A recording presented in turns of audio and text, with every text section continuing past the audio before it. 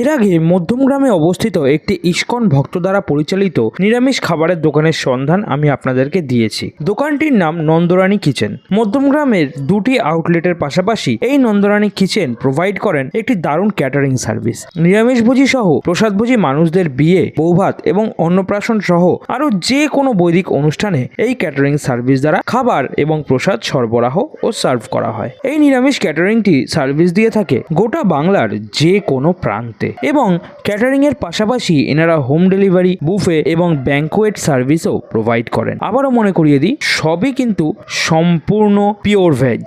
নন্দরানী কিচেনের আমন্ত্রণেই সেদিন আমরা চলে গিয়েছিলাম খড়দহের দীনবন্ধু ঘোষ ভবনে, যেখানে অনুষ্ঠিত হয়েছিল একটি বিয়ের অনুষ্ঠান। সেখানে গিয়ে সবার প্রথমে আমায় আলোকসজ্জা এবং পুষ্পসজ্জা দারুণভাবে আকৃষ্ট করলো। গিয়ে দেখি স্টার্টারে খাওয়া দাওয়া অলরেডি শুরু হয়ে গিয়েছে। স্টার্টারে ছিল হার্বাল টি সঙ্গে বাঁধাকপির পকোড়া, যা সান্ধ্যকালীন খাবার হিসেবে বেশিরভাগ বাঙালিরই দারুণ প্রিয়। যাই হোক, কফি পকোড়ার পর সেখানে ছিল অমৃতি। সচরাচর স্টার্টারে কোনো মিষ্টি জিনিস থাকলে আমি সেটাকে এড়িয়ে যাওয়ার চেষ্টাই করি, কিন্তু অমৃতিগুলি দেখে আর লোভ সামলাতে পারলাম না। তারপর ছিল সাম্বার বড়া।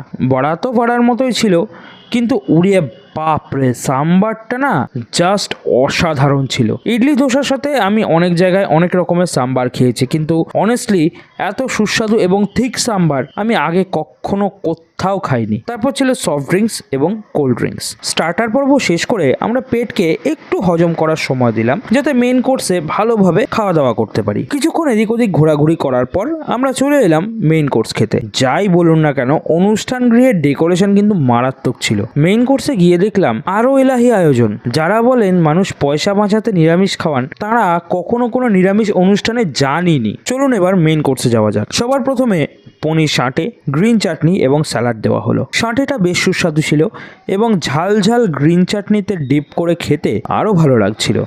তারপর এলো রাধাবল্লভী চানা মশলা। অনেক জায়গায় রাধাবল্লভী তৈলাক্ত হওয়ার কারণে খাওয়া যায় না, তবে এখানে রাধাবল্লভী আলাদাই লেভেলের ছিল। আর সঙ্গে যে চানাটা ছিল না, আহা, ওটা খেয়ে আমি অবাক হয়ে গেলাম। মানে পেঁয়াজ রসুন ছাড়া রান্না এত সুস্বাদু কিভাবে হতে পারে, সেটাই আমি ভেবে পাই না। তারপর এলো কাশ্মীরি রাইস, এক কথায় ফ্রাইড রাইস, কিন্তু একটু কাশ্মীরি মশলা এবং কাজু কিশমিশের পরিমাণ সাধারণের তুলনায় বেশি, এবং রাইস থেকে দারুণ গাওয়া ঘিয়ের তীব্র ঘ্রাণ মনকে চঞ্চল করে তুলেছিল। সঙ্গে ছিল চিলি বেবি কর্ন, ইঁচড়ের সবজি, শাহি পনির। সবকটা খাবারের স্বাদ এক একটা এক এক রকম এবং একটা আরেকটার থেকে কয়েক কাঠি ওপরে। তারপর এলো চাটনি, পাঁপড়, গোলাপজাম, কালাকাঁদ, আইসক্রিম এবং সব শেষে হাজমোলা। এক কথায় বলতে গেলে, আপনি যদি নিরামিষভোজী হন এবং বাড়ির অনুষ্ঠানের জন্য ভালো ক্যাটারিং সার্ভিসের খোঁজ করেন, তাহলে এই নন্দরানী কিচেন ক্যাটারার্স একটি দারুণ চয়েস। যোগাযোগ করতে চাইলে ফোন নম্বর রইল স্ক্রিনের ওপর এবং ভিডিওর ক্যাপশনে। ভিডিওটি ভালো লাগলে আপনার নিরামিষ প্রেমী চেনা পরিচিত মানুষদের সাথে এই ভিডিওটি শেয়ার করুন। সমগ্র বাংলা নিরামিষ খাবার সন্ধান পেতে আমাদের পেজটিকে অবশ্যই ফলো করুন। আবার দেখা হবে পরের ভিডিওতে। ততক্ষণের জন্য ভালো থাকুন। নমস্কার।